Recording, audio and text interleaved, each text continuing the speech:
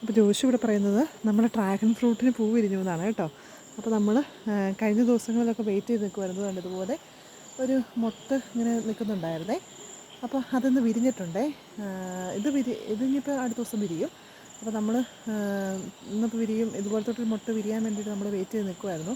അപ്പോൾ നമ്മൾ നോക്കി നിന്നപ്പോഴൊന്നും വിരിഞ്ഞില്ല. പക്ഷേ നമ്മൾ ഇപ്പോൾ ചുമ്മാ ഒന്ന് നോക്കിയതാണ് വിരിഞ്ഞോന്ന് അറിയാൻ വേണ്ടി എടുത്തേണ്ട. അപ്പോൾ വിരിഞ്ഞിട്ടുണ്ട് കേട്ടോ. അത് കണ്ടോ, അടിപൊളിയല്ലേ ഇത് കാണാനായിട്ട്.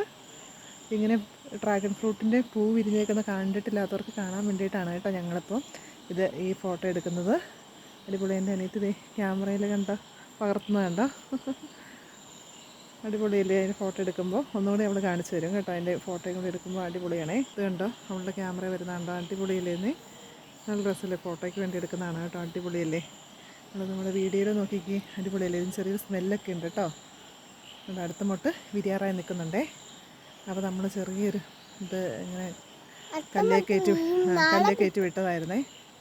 1-2 മുട്ടകളൊക്കെ നമ്മൾ പോയായിരുന്നു കേട്ടോ. നമുക്കിവിടെ ഓർണം വിരിഞ്ഞ് നമ്മൾ ആയി കിട്ടിയിട്ടുണ്ടായിരുന്നു. അപ്പോൾ അത് കഴിഞ്ഞിട്ട് ഇപ്പം ഈ കൊല്ലത്തെ ആദ്യത്തെ പൂവാണേ ഇത് വിരിഞ്ഞേക്കുന്നത്. ഞാൻ അടുത്ത് വിരിയാറായി നിൽക്കുന്നത്.